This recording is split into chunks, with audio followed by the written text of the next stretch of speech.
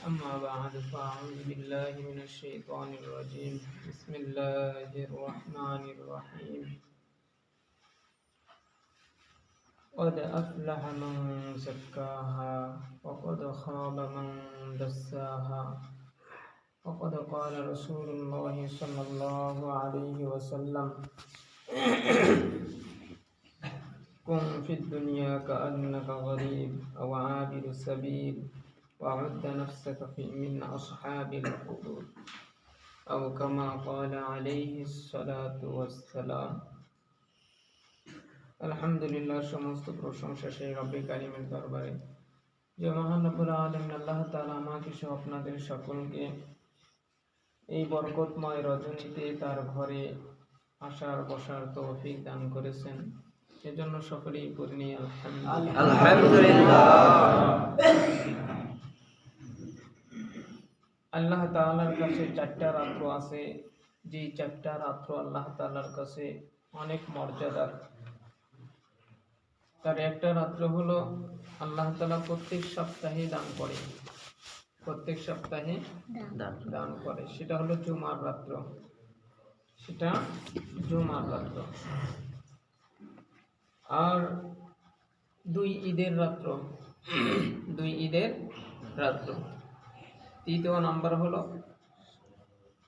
এই যে লাইলাতুল মুবারাকাহ কিংবা লাইলাতুল নিসফি মিন শাবান কিংবা শবে বরাতের রাত্র। আমরা সাধারণ যেটা জানি সেটাই বলি আর কি, যেটা শবে বরাতের রাত্র বলে আমরা যেটাকে চিনি, কিন্তু হাদিসের পরিভাষায় সেটা আসছে হলো লাইলাতুল নিসফি মিন শাবান। আর কোরআনে একটা শব্দ আসছে, সেটা হচ্ছে লাইলাতুল মুবারাকা। যদি ওই লাইলাতুল মুবারাকা নিয়ে দুইটা মতামত, একটা হলো শবে কদরের রাত্র আর একটা হলো শবে বরাতের রাত্র। এই চারটা রাত্র আল্লাহ তাআলার কাছে অনেক মহান, কিন্তু বিষয়টা আমরা বুঝি না, তাই আমরা বুঝি না।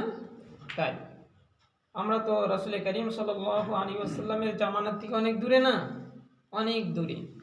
রাসূল সাল্লাল্লাহু আলাইহি ওয়াসাল্লামের জামানাত থেকে যত মানুষ দূরে যাবে তত দুনিয়া বুঝবে, দুনিয়া চিনবে, আর আখিরাতকে ভুলে যাবে, আখিরাতকে ভুলে যাবে। যেরকম ভাবে মনে করেন যে একজন মানুষ সায়েন্স নিয়ে লেখাপড়া করছে, উনি সায়েন্সের যে বিষয়টা সেগুলো তার মাথায় কিন্তু আছে, সব তার কাছে পরিচিত, কিন্তু একজন কমার্স নিয়ে লেখাপড়া করছে, তাকে ওই সায়েন্সের বিষয় যদি বলা হয় সে কিন্তু তার কাছে ওই রকম পরিচিত মনে হবে না, তার কাছে আওলা জওলা লাগবে। অনুরূপভাবে আমরা এই যে দুনিয়া নিয়ে স্টাডি করতেছি, যার কারণে দুনিয়ার সব কিছু আমাদের কাছে স্পষ্ট, আর আখিরাতকে আমরা মনে করতেছি যে এই যে একটু নামাজ পড়লাম এটাই মনে হয় আখিরাত হয়ে গেল মেরে বাবু, না। এই কারণে আমাদের কাছে এই রাত্রিগুলার ওই রকম মর্যাদা নেই, কিন্তু ওই যে ওনাদের কাছে ছিল। হযরত আবু বকর সিদ্দিক রাদিয়াল্লাহু তাআলা, আবু বকর সিদ্দিক রাদিয়াল্লাহু তাআলা খুঁজে দেখে যে তাকে পাওয়া যাচ্ছে না, পরে দেখে যে কবরস্থানে চলে গেছে। কবরস্থানে গিয়ে সে কবরে যারা শহীদ আছে অনেকেই তার বন্ধু না, অনেক সাহাবায়ে কেরাম আছে না, তো তারা তো সকলেই অনেকেই কবরের বাসিন্দা হয়ে গেছে।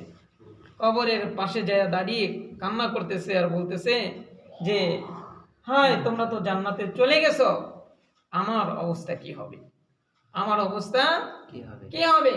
যে আবু বকর সিদ্দিক রাদিয়াল্লাহু তাআলা রাসূল করিম সাল্লাল্লাহু আলাইহি ওয়াসাল্লাম ফরমান যে আমি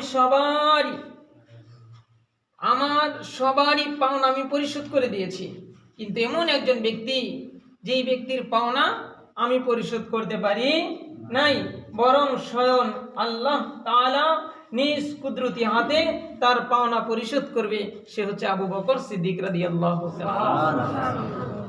সে কবরের পাশে যায় কান্না করে, সে কবরের পাশে যায় কান্না করে। সেই আবু বকর, যে আবু বকর রাসূল করিম সাল্লাল্লাহু আলাইহি ওয়াসাল্লামের কি ছিল, শ্বশুর ছিল না, শ্বশুর ছিল। রাসূল সাল্লাল্লাহু আলাইহি ওয়াসাল্লামের চেয়ে বড় ছিল না ছোট ছিল, ছোট ছিল। কি ছিল? ছোট ছিল, 2 বছরের ছোট ছিল। কয় বছরের? 2 বছরের ছোট ছিল। এই যে সাধারণ বিষয়গুলো মনে রাখার চেষ্টা করবেন ইনশাআল্লাহ। 2 বছরের ছোট ছিল। রাসূল সাল্লাল্লাহু আলাইহি সাল্লাম 25 বছর বয়সে বিয়ে করলেন। কত বছর বয়সে? 25 বছর বয়সে বিয়ে করলেন। এটা বয়ান না, আজকে এটা ক্লাস, আজকে এটা ক্লাস। তাহলে রাসূল করিম সাল্লাল্লাহু আলাইহি সাল্লাম 25 বছরে বিয়ে করলেন। আর তখন আবু বকর সিদ্দিক রাদিয়াল্লাহু তাআলা আনহুর বয়স তখন কত? 23। তো ইতিহাসে পাওয়া যায় যে আবু বকর সিদ্দিক রাদিয়াল্লাহু তাআলা আনহুর সেই মক্কার বাজারে সেই সময় 12টা দোকানের মালিক ছিলেন আবু বকর সিদ্দিক রাদিয়াল্লাহু তাআলা। আবু বকর সিদ্দিক রাদিয়াল্লাহু তাআলা যখন দেখলেন আমার বন্ধু মুহাম্মদ বিয়ে করবে, তো ওনার কাছে তো কিছুই নাই, ওনার কাছে তো কিছুই নাই, কেমনে হবে? পলিসি করলেন, রাসূল করিম সাল্লাল্লাহু আলাইহি সাল্লামের কাছে গেলেন, যে বলতেছে মুহাম্মদ, আপনার দাদা, আমার দাদার কাছে কিছু জিনিস পাওনা ছিল, তো আমি চাচ্ছিলাম সেটা আমি পরিশোধ করে দেব, সেটা আমি পরিশোধ করে দেব। রাসূল সাল্লাল্লাহু আলাইহি সাল্লাম বলেন আমার ওটা জানা নাই, যদি পাওনা থাকে তাহলে আপনি পরিশোধ করতে পারেন, যদি পাওনা থেকে থাকে তাহলে আপনি পরিশোধ করতে পারেন। আবু বকর সিদ্দিক রাদিয়াল্লাহু তাআলা মোটা অঙ্কের অর্থ রাসূল করিম সাল্লাল্লাহু আলাইহি সাল্লামকে দিলেন। আসলে এটা ছিল যে আমি যদি মুহাম্মদকে এমনি দেই, সে নেবে না, কারণ তার আত্মমর্যাদা আছে, সেটা নেবে না, তাই এই পলিসি করে দিলেন। সেইটা দিয়ে রাসূল করিম সাল্লাল্লাহু আলাইহি সাল্লাম এর বিয়ের ওলিমার আয়োজন করলেন। সেই আবু বকর, রাসূল করিম সাল্লাল্লাহু আলাইহি ওয়াসাল্লাম যখন বয়স 50, কত বয়স? 50, তখন দেখলেন যে আমি তো, বাবা তো পেটে থাকতেই নাই, পেটে থাকতেই দুনিয়া থেকে চলে গেছে, ব্যবসা করার জন্য মদিনায় গিয়েছিলেন। মদিনায় হলো রাসূল সাল্লাল্লাহু আলাইহি সাল্লামের বাবার নানার বাড়ি। কিসের বাড়ি? বাবার নানার বাড়ি। জ্বর হলো, তার মামার বাড়িতে গেল, ওইখানে দুনিয়ার স্বাদ শেষ করলেন, দুনিয়া থেকে চলে গেলেন। বাবা পেটে থাকতেই দুনিয়া থেকে চলে গেল, মা 6 বছর বয়সে দুনিয়া থেকে চলে গেল, দাদা 8-9 বছর বয়সে দুনিয়া থেকে চলে গেল। তারপর চাচার কাছে চলে গেলেন আবু তালেব, সেও ওই 45 বছরের দিকে উনিও দুনিয়া থেকে চলে গেল। আর সবচেয়ে বড় আরেকটা ছায়া ছিল, সেটা হলো খাদিজাতুল কুবরা রাদিয়াল্লাহু তাআলা। দেখেন তারা চিনছিলেন, এই বাপটা অফ করো, এই বাপটা অফ করে দাও, চোখে যে তারা রাসূল করিম সাল্লাল্লাহু আলাইহি ওয়াসাল্লাম কি কিভাবে চিনছিলেন, যে খাদিজাতুল কুবরা রাদিয়াল্লাহু তাআলার বয়স কত? বিয়ের সময় 40, বিয়ের সময় 40। খাদিজাতুল কুবরা রাদিয়াল্লাহু তাআলা আনহা রাসূল সাল্লাল্লাহু আলাইহি ওয়াসাল্লামের সাথে বিয়ে হওয়ার আগেও 3টা বিয়ে হয়েছিল। কয়টা বিয়ে? 3টা বিয়ে হয়েছিল। প্রথম স্বামীর নাম ছিল আতিক, সেইখানে একটা মেয়ে সন্তান হয়েছিল, সেটা দুনিয়া থেকে চলে গেছে ছোট অবস্থায়। তার কিছুদিন পরে তার স্বামীও চলে যায়, বিধবা। বাবার ঘরে আসলেন, বাবা আরব দেশের ভিতরে সবচেয়ে বড় ব্যবসায়ী ছিলেন। ওনার ব্যবসা আমাদের এই হিন্দুস্থানেও আসতো। হিন্দুস্থানে সাধারণত দেখা যাইতো তারা ব্যবসা করত সিরিয়া আর ইয়ামান, এই সমস্ত দেশে তারা ব্যবসা করত। কিন্তু যাদের ব্যবসা তার চেয়ে উচ্চাঙ্গের ছিল, তারা এই হিন্দুস্থানে ব্যবসার জন্য আসতো। সেটা পৃথিবীর বুকে 4টা-5টা সেই জামানায় ব্যবসার কেন্দ্রস্থল ছিল। সেটা হলে যে একটা হলো আমাদের এই হিন্দুস্থানও ছিল। তো সে বাবার বাড়িতে আসলেন, তারপরে বিয়ে দিলেন, তার নাম ছিল আবু হালা। তার সাথে বিয়ে হলো, সেইখানেও 2-3টা সন্তান হয়েছিল, তারাও মারা যায়, স্বামীও মারা যায়। আবার বিধবা হয়ে বাবার ঘরে ফিরে আসে। আবার খাদিজাতুল কুবরা রাদিয়াল্লাহু তাআলা আনহার বিয়ে হয় তার চাচাতো ভাইয়ের সাথে, সেও মারা যায়। তখন সে বলে যে আমি আর জীবনে বিয়ে বসবো না। কিন্তু শেষ মুহূর্তে রাসূল করিম সাল্লাল্লাহু আলাইহি সাল্লামের সাথে বিয়ে হয়। রাসূল করিম সাল্লাল্লাহু আলাইহি ওয়াসাল্লাম যখন তার এই 45 বছর বয়সের ভিতরে কি হয়ে গেল, 45-এর পরে তার স্ত্রীও মারা গেলেন, স্ত্রী হলো সেই, তাহলে ওই যে বাবার সমস্ত সম্পদের মালিক কে হলো? খাদিজাতুল কুবরা হয়ে গেল না? পুরা আরব দেশের মধ্যে সবচেয়ে ধনী মহিলা হয়ে গেল। কি করলেন? রাসূল সাল্লাল্লাহু আলাইহি সাল্লামের সাথে বিয়ে হলো, সমস্ত সম্পদ রাসূল সাল্লাল্লাহু আলাইহি সাল্লামকে দিয়ে দিলেন। রাসূল সাল্লাল্লাহু আলাইহি সাল্লাম কি করলেন? সমস্ত সম্পদ গরিব দুঃখীদের মধ্যে বন্টন করা শুরু করলেন। শুধু তাই না, যেই সমস্ত ওই যে মেয়ে সন্তানদেরকে পুঁতে রাখতো না, এগুলাকে রাসূল সাল্লাল্লাহু আলাইহি সাল্লাম এরা নিয়ে আসতো, এদের খরচ বার বহন করতেন। এমনি করতে করতে রাসূল সাল্লাল্লাহু আলাইহি সাল্লাম কি হয়ে গেল? একেবারে সেও নিঃস্ব হয়ে গেল। সমস্ত সম্পদ শেষ, সম্পদ শেষ, চাচা শেষ, বিবি শেষ, মা নাই, বাবা নাই, দাদা নাই, কেউ নাই। এখন ইতিম না, একা না? এমতো অবস্থায় দেখে যে আরো স্টিম রোলার চলতেছে। এখন স্টিম রোলার চলতেছে মানে আক্রমণের। এখন যে কোনো মুহূর্তে রাসূল সাল্লাল্লাহু আলাইহি সাল্লামকে শেষ করে দেওয়ার জন্য বিভিন্ন পরিকল্পনা চলতেছে। এখন যে এখন তার মুহাম্মদকে মারলে কেউ দাঁড়াবে না, দাঁড়ানোর মতো ওরকম কেউ নেই। ওই আমির হামজা আর আব্বাস, এগুলো সমস্যা না, এগুলা সমস্যা না। রাসূল সাল্লাল্লাহু আলাইহি সাল্লাম যখন দেখলেন কাজ হয় না, চলে গেলেন তায়েফে। তায়েফে সর্বপ্রথম যে আক্রমণ মানে শারীরিক আক্রমণ হয় সেটা হলো তায়েফে। সেটা কোথায়? তায়েফে। রাসূল সাল্লাল্লাহু আলাইহি সাল্লাম পুরো রক্তাক্ত শরীর নিয়ে দিনের বেলায় মক্কায় প্রবেশ করে নাই, দিনের বেলায় মক্কায় প্রবেশ করে নাই। রাত্রি বেলায় কাবা শরীফের ঘরের কাছে, কাবা শরীফের সাথে এরকম ভাবে রক্তাক্ত দেহ নিয়ে এরকম ভাবে হেলান দিয়েছিলেন। এমত অবস্থায় পুরা শরীরে ক্লান্তি চেয়ে গেছে। রাসূল করিম সাল্লাল্লাহু আলাইহি ওয়াসাল্লামের চাচাতো বোন আলী রাদিয়াল্লাহু তাআলা আনহুর বোন উম্মে হানি তার ঘরে গেলেন যে, বোন আমি এখন কোথায় যাব? আমার তো যাওয়ার মতো আর কোনো জায়গা নেই, আমাকে আজকের রাতটা থাকার ব্যবস্থা করে দাও। আমি কোথায় থাকবো সেইখানে যদি আমার উপরে আক্রমণ হয়? উনি ছিল বয়স্কা মহিলা। রাসূল করিম সাল্লাল্লাহু আলাইহি ওয়াসাল্লামকে ঘরের এক কোণে জায়গা করে দিলেন। রাসূল করিম সাল্লাল্লাহু আলাইহি ওয়াসাল্লাম সেই সময় রোনাজারি করতেছিল যে আল্লাহ, তারা বুঝে নাই আমি এই কাবার আমার এই বংশের মানুষদের পিছনে কত মেহনত করলাম, কোনো তো কাজ হচ্ছে না।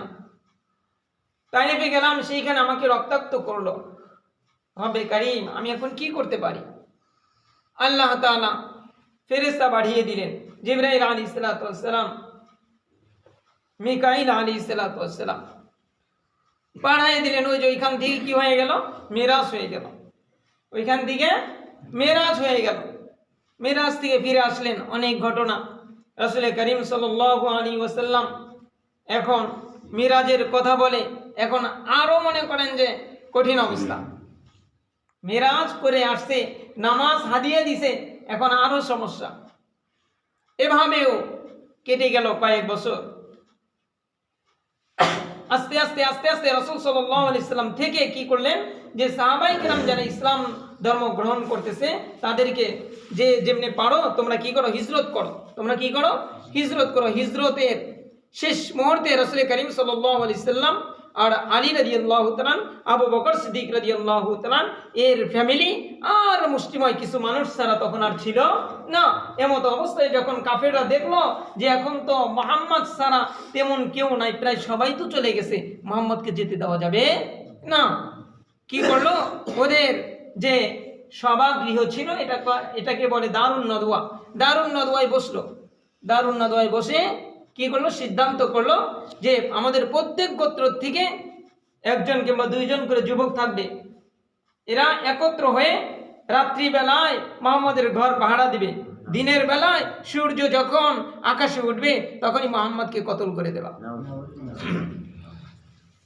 চূড়ান্ত এর 6 মাস আগে হযরতে আবু বকর সিদ্দিক রাদিয়াল্লাহু তাআলা আনহুকে বলে যে আবু বকর, যে কোনো মুহূর্তে আমাদেরকে হিজরত করা লাগতে পারে, আমাদেরকে যে কোনো মুহূর্তে হিজরত করা লাগতে পারে।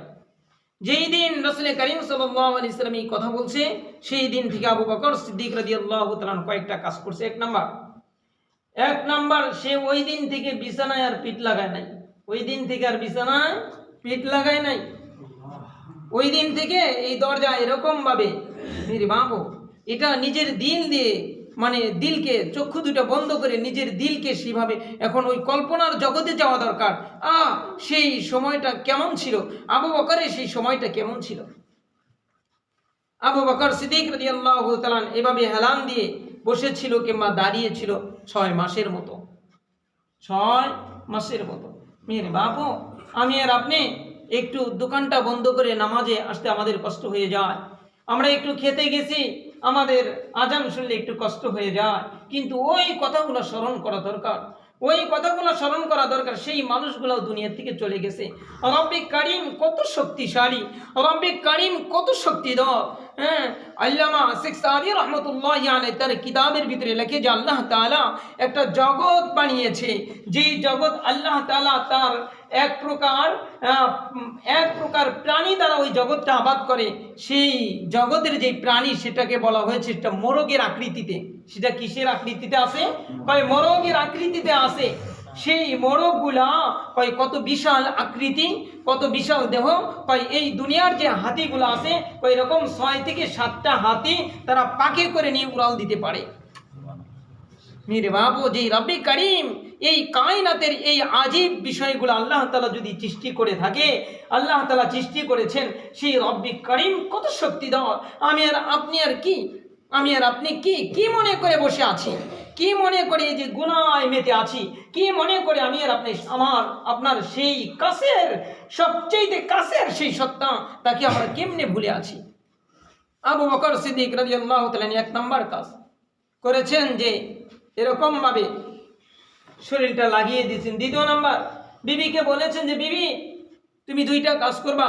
1 নাম্বার কাজ, যে কোনো মুহূর্তে রাসূল করিম সাল্লাল্লাহু আলাইহি ওয়াসাল্লাম হিজরত করলে রাত্রিবেলাই করবে, তাই প্রতিদিন রুটি বানায় রাখবা, রুটি বানায় রাখবা। আমি আমার নবীজি সাল্লাল্লাহু আলাইহি ওয়াসাল্লামের জন্য আমি রুটি নিয়ে যাব।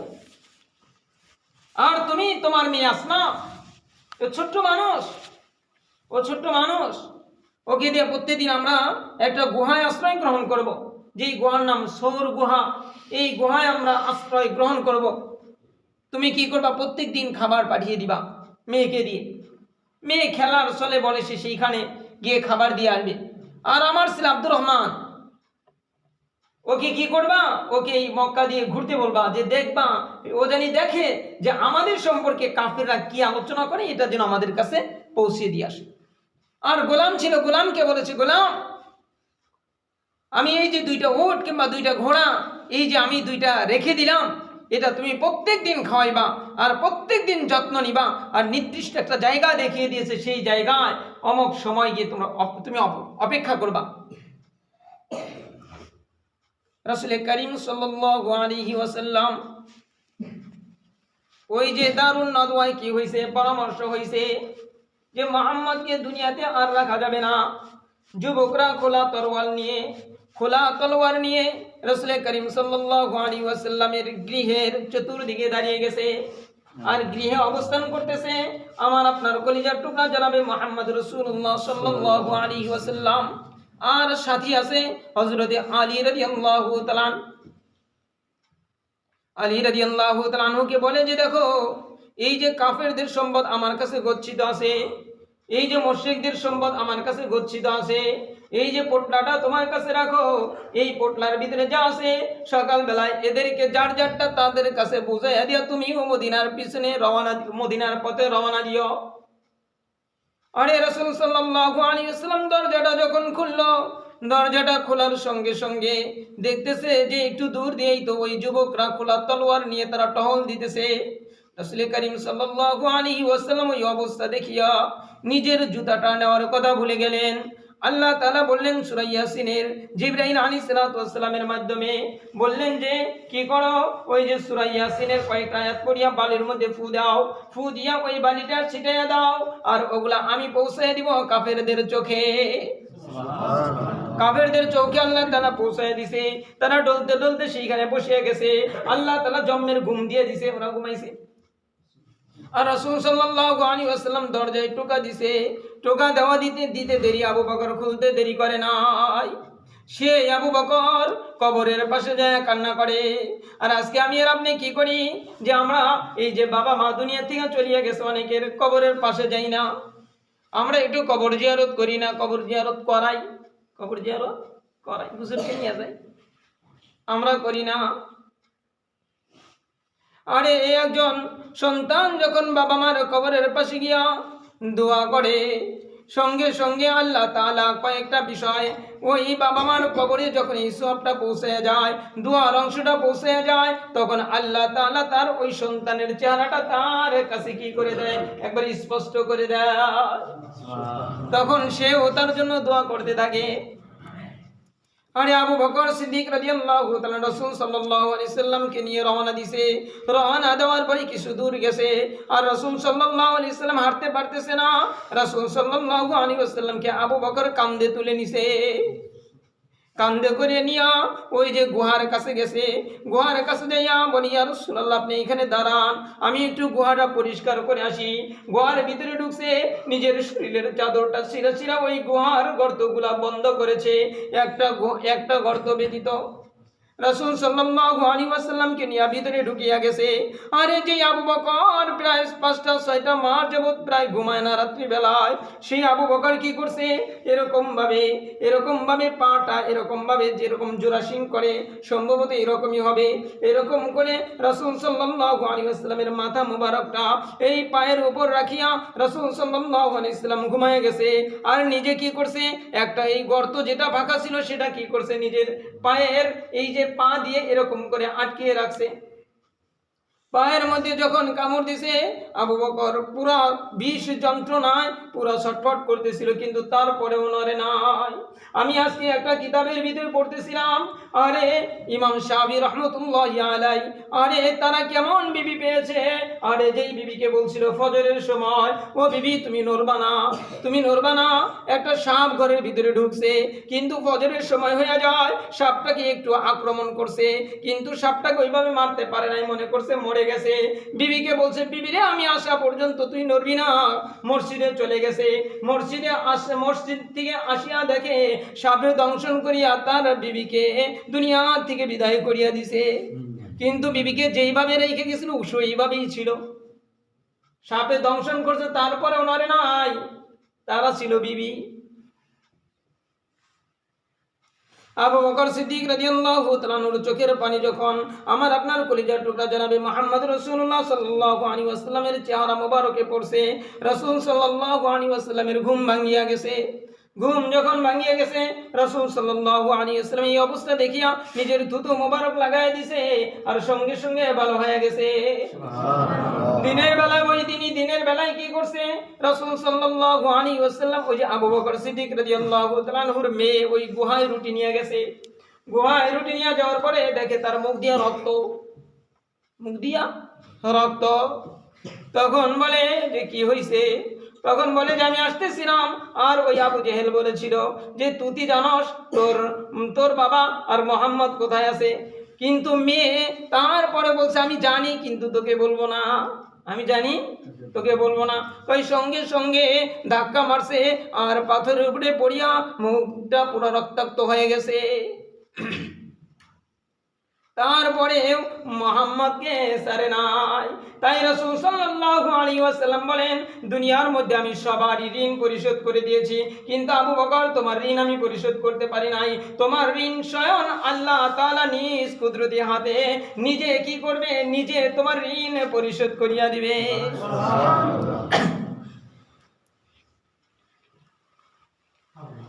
সেই আবু বকর এইভাবে কান্না করছে কবরের পাশে গিয়া,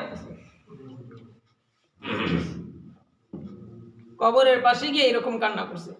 তো আজকে এই যে আমরা গুরুত্বপূর্ণ যে রাতটা পাইলাম, এই রাতের কি কদর, রাসূল কারীম সাল্লাল্লাহু আলাইহি ওয়াসাল্লাম একবার সিজদা অবস্থায় কিংবা সে নিজ দিকে এরকম ধ্যানমগ্ন অবস্থায় ছিলেন।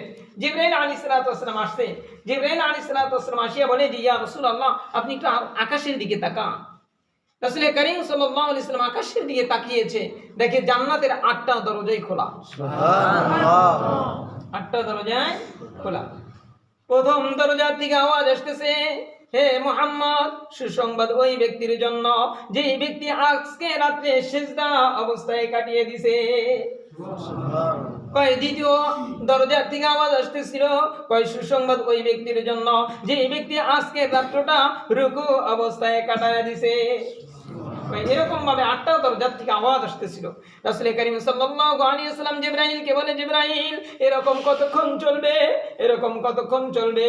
কয় এরকম হাত্তা ইয়াতলু আল ফজর, কয় ফজর পর্যন্ত এরকম চলবে। তাই সেই রাত, এটা সেই রাত, এই রাত হেলায় খেলায় কাটিয়ে না দেওয়া। এই রাত্রে আল্লাহ রাসূল সাল্লাল্লাহু আলাইহি ওয়াসাল্লাম ফরমান যে এই রাত্রে কাল গোত্রের যতগুলা ছাগল আছে, অর্থাৎ কাল গোত্রের মানুষগুলা, আরবের কাল গোত্রের মানুষগুলা এরা কি করত? ছাগল চড়াইতো। আর আমি আজকে একটু আগে এই কিতাবটা খুলে দেখলাম যে ওই এক এক জনের প্রায় 10,000 করে বকরি ছিল। এরকম হাজার হাজার বকরি তারা পালন করতো। তাই রাসূল সাল্লাল্লাহু আলাইহি ওয়াসাল্লাম ফরমান যে এই রাতে কাল গোত্রের বকরি যতগুলা বকরি আছে, এই বকরির যতগুলা পশম আছে, এই পশম পরিমাণ মানুষকে আল্লাহ তাআলা মাফ করে দিবে। সুবহানাল্লাহ। কিন্তু বলেন যে এই রাত্রেও কয়েকজন মানুষকে আল্লাহ তাআলা মাফ করবে না। এই রাত্রেও আল্লাহ তাআলা কয়েকজন মানুষকে মাফ করবে না। এক নাম্বার হলো এই রাত্রে আল্লাহ তাআলা মুশরিককে মাফ করবে না। কাকে মাফ করবে না? মুশরিক। মুশরিক কাকে বলে? যে আল্লাহ তাআলার সাথে কি করে? শরীক করে। যে আল্লাহ তাআলার সাথে শরীক করে, আল্লাহ তাআলা তাদেরকে মাফ করবে না। এই রাত্রেও আল্লাহ তাআলা তাদেরকে মাফ করবে না। এখন শরীক কি আমরা মনে করি যে ওই যে হিন্দুরাই শুধু শরীক করে, আমরা অনেকেই শরীক করি, কিন্তু আমরা বুঝি না, আমরা বুঝি না।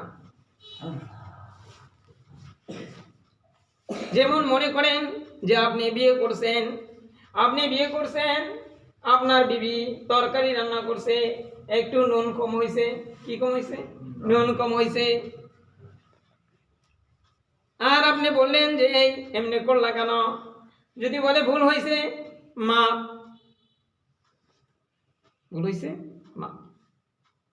কিংবা ভাত রান্না করছে, একটু চাউল রয়েছে, এমনি হইল কেন? ভুল হয়েছে, মা। কিন্তু আপনি বাসায় আসিয়া দেখলেন যে আপনার বিবি আর একজন যুবককে নিয়ে সে গল্প করতেছে, এটা কি মা? কেন?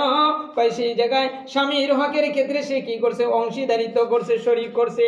কয় এইখানে মাপ নাই, এইখানে মাপ নাই। কয় অনুরূপ ভাবে ইবাদতের ক্ষেত্রে কেউ যদি আল্লাহ তাআলার সাথে শরীক করে, আল্লাহ তাআলা একেও মাফ করবে না, আল্লাহ তাআলা একেও মাফ করবে না। দ্বিতীয় নাম্বার হলো মুশাহিন। আল্লাহ তাআলা এই রাত্রেও মুশাহিনকেও মাফ করবে না। মুশাহিন মানে হিংসুক। কে?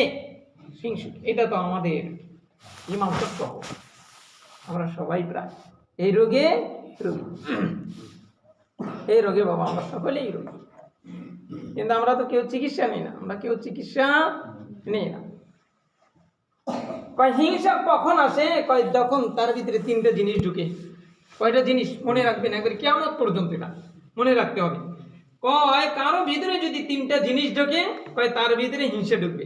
কয় 1 নাম্বার যদি তার ভিতরে মুনাফিকি ঢোকে, নিফাক ঢোকে, কয় তার ভিতরে হিংসা ঢুকবে, হিংসা আসতে থাকবে। 2 নাম্বার কয় কারো ভিতরে যখন কুফরি ঢোকে, কয় তার ভিতরে হিংসা আসতে থাকে। 3 নাম্বার কয় যার ভিতরে শিরকিয়াত ঢোকে, শিরিক ঢোকে, কয় 3টা জিনিস যেই ব্যক্তির ভিতরে ঢুকবে, কয় সেই ব্যক্তি হিংসা করতে পারে, সেই ব্যক্তি হিংসা করতে পারে। কয় হিংসা এমন একটা আগুন, হিংসা কঠিন আগুন, আগুন যেইখানে জ্বলে সেইখানেই কিন্তু পড়ে। আগুন ধরছে এখানে, পড়বে না কিন্তু ওই যে ওইখানে, তাকে পড়বে। আগুন যেইখানে সেখানেই পড়বে।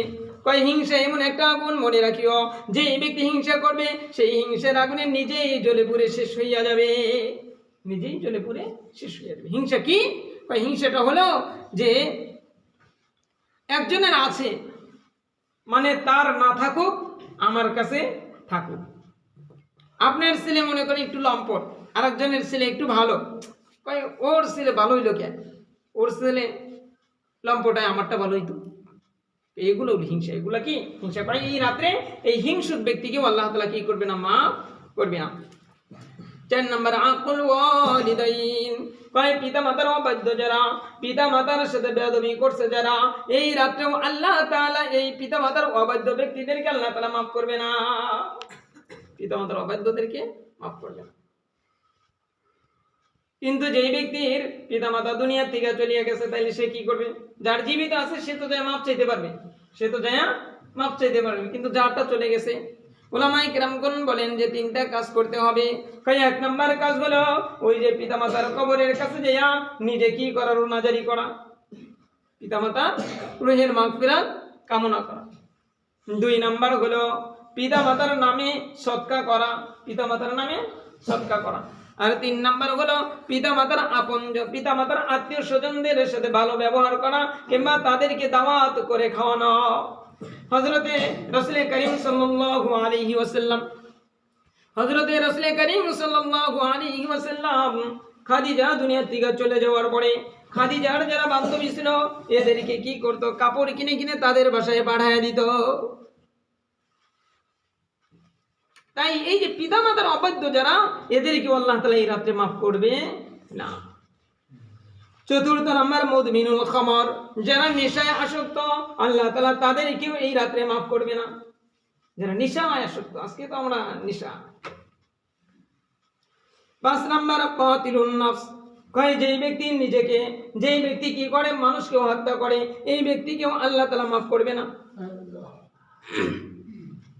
যে ব্যক্তি মানুষকে হত্যা করে সেই ব্যক্তিকে আল্লাহ তাআলা মাফ করবে না। এটাই আমরা অনেকেই আছি, মানে মনে করি যে ওই যে একজনকে জবাই করলাম এটাই মনে হয় হত্যা করা। না না, শুধু এটাই হত্যা না, যেমন অনেকেই আছে গর্ভের বাচ্চা 1.5 মাস হয়ে গেছে, 2 মাস হয়ে গেছে, ফালাইয়া দেয়, হত্যা করছে। কাল কিয়ামতের ময়দানে এই সন্তানটাও তার সামনে এইভাবে দাঁড়ায় যাবে। শুধু তাই না, কয় যেই ব্যক্তি হস্তমৈথুন করছে, কয় এই আঙ্গুলগুলো গর্ভবতী হবে, এই আঙ্গুলগুলোর থেকে সন্তান বের হবে, এই সন্তানগুলাও তার সামনে দাঁড়ায় যাবে, জান্নাতে বিশাল বাধা হয়ে যাবে। আর যেই ব্যক্তি যদি হস্তমৈথুন করার কারণে যদি এই অবস্থা হয়, আর যেই ব্যক্তি পেটের ভিতরে যাওয়ার পরে ফালায়া দিছে, কই সেই ব্যক্তিও কি হবে? কই সেই ব্যক্তিও সে যেন হত্যা করলো। আর আল্লাহ তাআলা কোরআনের মধ্যে স্পষ্ট বলে দিয়েছে, কই একটা মানুষকে হত্যা করা মানে সারা পৃথিবীর সমস্ত মানুষকে হত্যা করলে যেই পাপ, কই সেই পাপ। কয় যারা এই কাজগুলা করছে, কয় আল্লাহ তাআলা এই রাতে তাদেরকেও মাফ করবে না। 6 নাম্বার হলো মুসবিলুল ইজার, কয় যেই সমস্ত পুরুষগুলা কি করে? টাকনুর নিচে কাপড় পরে, টাকনুর নিচে ঝুলাইয়া কাপড় পরে, আল্লাহ তাআলা এই রাত্রেও তাদেরকে মাফ করবে না। কারণ হলো এই টাকনুর নিচে কাপড় পরে এটা হলো হারাম। এটা কি হারাম?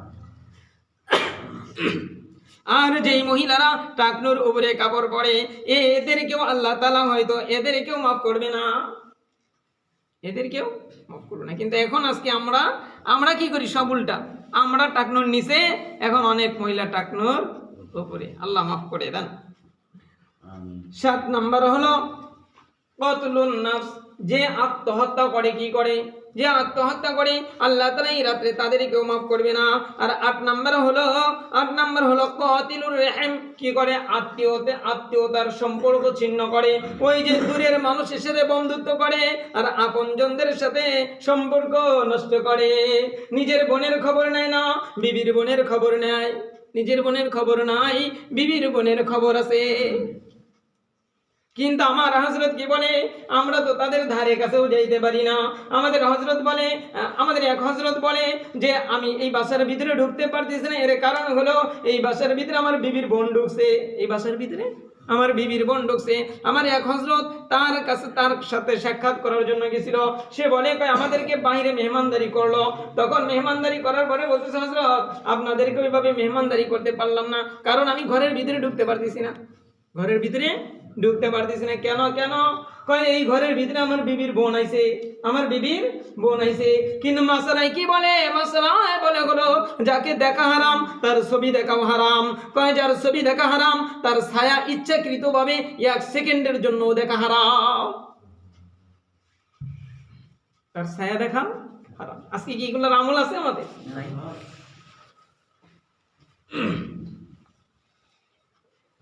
এই 8টা কয়েকটা হাদিস থেকে আমি নিয়েছি। আরো কয়েকটা হাদিসে আরো কথা আছে, সেটা হলো আল্লাহ তাআলা এই রাত্রিতে সুদখোরকেও মাফ করবে না, সুদখোরকে মাফ করবে না।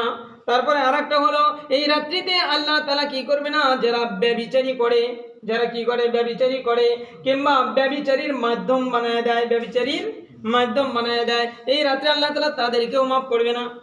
ব্যভিচারীর মাধ্যম কি? ব্যভিচারীর মাধ্যম হলো ব্যভিচারীর দুধ, ব্যভিচারের দুধ, ব্যভিচারের দুধ কি কয়? দাইয়ুস। ব্যভিচারীর দুধ কে? দাইয়ুস। কয় দাইয়ুস কাকে বলে? কয় দাইয়ুস হলো তাকেই বলে যেই ব্যক্তি দেখবা তার পুরুষ, তার বাসার মহিলাগুলা, তার বাসার মহিলাগুলা কোথায় গেল, কোথায় আসলো, কোনো খোঁজ খবর নাই। তার বাসার মহিলাগুলার সাথে কোন পুরুষ কথা বললো তার কোনো বাজ বিচার নাই। তার বাসার মহিলাগুলা, তার বাসার মহিলাগুলা কোথায় কেমনে ভাবে গেল সে জানে না। কয় এই ব্যক্তি হলো দাইয়ুস, এই ব্যক্তি জান্নাতে ঢুকতে পারবে না। এই ব্যক্তি যতই তাহাজ্জুদ গুজার হোক, কয় এদেরকেও আল্লাহ তাআলা এই রাত্রে মাফ করবে না। আরে আজকে তো আমাদের ভিতরে আত্মমর্যাদা শেষ হয়ে গেছে। ওই যে একটু আগে যে বললাম, আরে যেই ব্যক্তির ভিতরে গায়রত ঢুকবে, কয় গায়রত তো তাদেরই ঢুকবে, কয় গায়রত হলো চূড়ান্ত পর্যায়ের একটা ফরজ। নামাজ যেরকম ফরজ, একটা গায়রতও সেই রকম ফরজ। নামাজটা আপনি পড়তে পারেন, আর গায়রত এমনি এমনি হয় না। কয় গায়রতটা আসে হলো দুই কারণে, গায়রতটা আসে হলো দুই ভাবে। এক নাম্বার হলো যদি কেউ প্রকৃত ইমানদার হয়, কয় তার ভিতরে গায়রত ঢোকে, তার ভিতরে গায়রত ঢোকে। দ্বিতীয় নাম্বার হলো সে যদি কি হয়, প্রকৃত দিন শিখতে পারে, ধর্মের প্রকৃত বিষয়গুলো শিখতে পারে, কয় তার ভিতরে গায়রত ঢোকে। কয় যেই ব্যক্তির ভিতরে এই দুইটা জিনিস নাই, কয় তার ভিতরে গায়রত ঢোকে না। গায়রত কেমন? ওই যে আলী রাদিয়াল্লাহু তাআলা আনহুর দিকে তাকান। আলী রাদিয়াল্লাহু তাআলা আনহুকে একজন জিজ্ঞাসে যে আপনার বিবি কেমন আছে? আলী রাদিয়াল্লাহু তাআলা আনহু কি উত্তর দিছিল? হায় তুমি এটা কেমন কথা বললা, তোমার রক্ত যদি আমার জন্য হালাল হইতো আমি তোমার এই যে মাথাটা তোমার দেহ থেকে ছিন্ন বিচ্ছিন্ন করে দিতাম। আমার বিবি কেমন আছে এটা তো তোমার জানার দরকার নাই। আমার বিবি কেমন আছে যখন তুমি বলছো, তখনই তোমার কলিজা আমার বিবির কাছে চলিয়ে গেছে। কিন্তু আমাকে, আমি মুসলিম, আমি ইমানদার, আমি এটা সহ্য করতে পারি না। আর আজকে আমাদের অবস্থা শুধু তাই না, সেই জাহিলিয়াতের যুগের একজন মুশরিকের ঘটনা কিতাবের ভিতরে আছে। এইরকম একজন মুশরিক কি করলো, একজন মুশরিক সে তার উটটাকে জবাই করে দিল, উটটাকে জবাই করে দিল। উটটাকে জবাই করে দেওয়ার কারণ যখন জানতে চাইলো, তখন বলল যে কেন আপনি করলেন, আপনি উটটা তো বিক্রিও করতে পারতেন। তখন সে বলতেছে আমি উটটাকে বিক্রি করলাম না, কারণ হলো এই উটের ভিতরে আমার ঘরের মাস্তুরাত গুলা চলাফেরা করতো। মাস্তুরাত মানে মহিলা, মাস্তুরাত মানে কি? মহিলা। কয় আমার ঘরের মহিলাগুলা এই উটে চলাফেরা করতো। কয় আমার গায়রতে লাগে, আমার আত্মমর্যাদায় লাগে যে আমার যেই উটে আমার মহিলাগুলা কি করেছে, চলাফেরা করেছে, যেই উটের উপরে বসে কয় সেইখানে একটা পুরুষ বসবে, এটা আমার সহ্য হবে না, তাই আমি এটাকে জবাই করে দিয়েছি। আরে প্রসিদ্ধ হাদিস, প্রসিদ্ধ হাদিস, সাদ রাদিয়াল্লাহু তাআলা আনহু যখন এই যে সূরাতুন নূর, সূরাতুন নূরের ভিতরে জেনার সমস্ত বিধিবিধান এই সূরাতুন নূরের ভিতরে আসছে, যখন এগুলা নিয়ে আলোচনা হইতেছিল, তখন এই সাদ রাদিয়াল্লাহু তাআলা আনহু বলেছিল যে এরকম যদি আমি কখনো দেখি আমি সাক্ষী ডাকতে যাব না। আমার বিবির সাথে যখনই আমি একটা পুরুষ দেখব, ওই পুরুষটাকে আমি ওইখানেই জবাই করে দিব। সঙ্গে সঙ্গে এটা রাসূল সাল্লাল্লাহু আলাইহি ওয়াসাল্লামের কাছে চলে গেছে বিচারটা। রাসূল সাল্লাল্লাহু আলাইহি সাল্লাম বলে যে দেখো যেই বিষয়টা সাদ বলেছে ওই সে তো ঠিকই বলেছে, মনে রাখিও শুধু তাই না সাদের চেয়েও গায়রত আমার অনেক বেশি, আর আমার চেয়েও আমার আল্লাহ তাআলার এই নারীদের ক্ষেত্রে আমার আল্লাহ তাআলার গায়রত আরো বেশি। আজকে গায়রত শেষ আমাদের। কয় এই যে এই রাত্রে, কয় এই রাত্রে যারা এরকম ব্যভিচারী করে কিংবা ব্যভিচারের মাধ্যম বানায় দিছে, কয় তাদেরকে আল্লাহ তাআলা মাফ করবে না। আর একটা হলো যারা জাদুকর, তাদেরকে আল্লাহ তাআলা মাফ করবে না। যারা গণক, আল্লাহ তাআলা তাদেরকে মাফ করবে না। তাহলে মাফ যদি না করে তাহলে আমাদের অবস্থা কি হবে? তাহলে এর কারণে আল্লাহ তাআলা বলছে যে তোমরা কি করো, ইয়া আইয়ুহাল্লাযীনা আমানু তুবু ইলাল্লাহি তাওবাতান নাসুহা, কই তোমরা যদি প্রকৃত তওবা করতে পারো তাহলে আল্লাহ তাআলা কি করে দিবে, আল্লাহ তাআলা এই সমস্ত গুনাহ আল্লাহ তাআলা মাফ করে দেবে। সুবহানাল্লাহ, আল্লাহ তাআলা মাফ করে দেবে। তওবার ভিতরে 4টা জিনিস আনতে হবে। 1 নাম্বার হলো যেই গুনাহ আপনি করতেন, যেমন মনে করেন শিরকের গুনাহ, হিংসার গুনাহ, ওই যে পিতামাতার অবাধ্য, এই যে যেই গুনাহগুলো আছে, এই গুনাহগুলো যে করতাম, এই গুনাহগুলোর থেকে আমি খাঁটি তওবা করলাম। এই গুনাহগুলোতে ফিরে আসা। 1 নাম্বার কি? গুনাহ থেকে ফিরে আসা। 2 নাম্বার হলো ওই গুনাহর জীবনে কোনোদিন করব না। 3 নাম্বার হলো গুনাহর প্রতি অনুতপ্ত হওয়া, গুনাহর প্রতি অনুতপ্ত হওয়া। আর 4 নাম্বার বেশি বেশি ইস্তিগফার করতে থাকা। আল্লাহ তাআলা চাহে তো এইভাবে যদি কেউ তওবা করতে পারে, আল্লাহ তাআলা তার পিছনের সমস্ত গুনাহ মাফ করেই খেলতে হবে না। অন্য এক আয়াতে বলে আল্লাহ তাআলা তার জীবনের সমস্ত গুনাহগুলো নেকি দিয়ে পরিবর্তন করে দিবেন। তাই মেরে বাবু, আজকে এই যে গুরুত্বপূর্ণরা দেখেন না, আল্লাহ তাআলা ডাকতেছে। আল্লাহ তাআলা বলেন আলা আমি মুস্তাগফিরিন ফাগফিরাল্লাহ। আল্লাহ এই যে প্রথম আসমানে আসিয়া ডাকতেছে, কি আসো গুনাহগার, আমার কাছে মাপ চাও, আমি তোমাদের গুনাহ মাফ করিয়ে দেব, আমি তোমাদের গুনাহ মাফ করি। তাই আমরা খাঁটি তওবা করতে পারি না আজকে ইনশাআল্লাহ? আমরা আজকে খাঁটি তওবা করে আমরা একেবারে যেন আল্লাহ তাআলা যেন আমাদেরকে পবিত্র জিন্দেগি যেন দান করে। এই যে কথাগুলো বললাম, এটা কিন্তু হতাশ করার জন্য না। হ্যাঁ, একটা জিনিস মনে রাখবেন, সেই বিষয়টা হলো যে বাস্তব বিষয় যদি আপনি জানতে না পারেন তাহলে কিন্তু ধোঁকা খাবেন। কি খাবেন? খালি সুবহানাল্লাহ বললেই এত সওয়াব, সুবহানাল্লাহ বললেই এত সওয়াব, যে এর বাস্তবতাও আছে। সুবহানাল্লাহ বলার যে আপনি সওয়াব পাবেন, এই বলার রাস্তাটা তো ক্লিয়ার রাখতে হবে, রাস্তাটা ক্লিয়ার রাখতে হবে না? তো আমি আর আপনি ধোঁকা খেয়ে যাব। কি খেয়ে যাব? ধোঁকা খেয়ে যাব। তাই আমরা যে গুনাহর ভিতরে লিপ্ত আছি, আল্লাহ তাআলা যেন আমাদেরকে সমস্ত গুনাহ থেকে খাঁটি তওবা করার তৌফিক দান করেন। ওয়া আখিরু দাওয়ানা আনিল হামদুলিল্লাহি রাব্বিল আলামিন। যারা পারি আমরা যেমনি পারি তাসবিহ তাহলিল পড়ব, আজকে রাতে জিকির করতে থাকবো, কিংবা ইস্তিগফার করতে থাকবো, কিংবা দরুদ পড়তে থাকবো, যে কোরআন তেলাওয়াত জানি কোরআন তেলাওয়াত করতে থাকবো, যে নামাজ পারি নামাজ পড়তে থাকবো ইনশাআল্লাহ। হ্যাঁ, আল্লাহ তাআলা সকলকে তৌফিক দান করেন। আর আগামী দিনের যেই রোজাটা, এটাই হলো এই যে শবে বরাতের রোজা। আগামী দিনের যেই রোজাটা, এটাই হলো শবে বরাতের রোজা। আর শবে বরাতের রোজা কিন্তু একটা, কয়টা? একটা। আপনি 3টা রাখলে আর একটা গুরুত্বপূর্ণ সুন্নত আদায় হয়ে যাবে। সেটা হলো যদি এই যে বৃহস্পতিবার শুক্রবার এই 2টা রাইখা থাকেন, তাহলে আইয়ামে বীজের রোজা আদায় হয়ে যাবে, আইয়ামে বীজের রোজা আদায় হয়ে যাবে। কিন্তু শবে বরাতের রোজা কি একটা? ওই যে অনেকেই বলি একটা রোজা রাখা যায় না, একটা রোজা রাখা যায় না। না, এটা ভুল কথা। এটা একটা রোজার ক্ষেত্রে, সেটা হলো ওই যে মুহররমের 10 তারিখের যেই রোজাটা, এই রোজাটার সাথে হলো আপনি একটা আগে কিংবা একটা পরে মিলিয়ে রোজা রাখা সুন্নাত, মিলিয়ে রোজা রাখা কি সুন্নাত। তাছাড়া আপনি যে কোনো সময় আপনি একটা রোজা রাখতে পারবেন। আল্লাহ তাআলা আমাকে আপনাদের সকলকে এই কথাগুলো দিল দিয়ে বুঝে আমাদের তো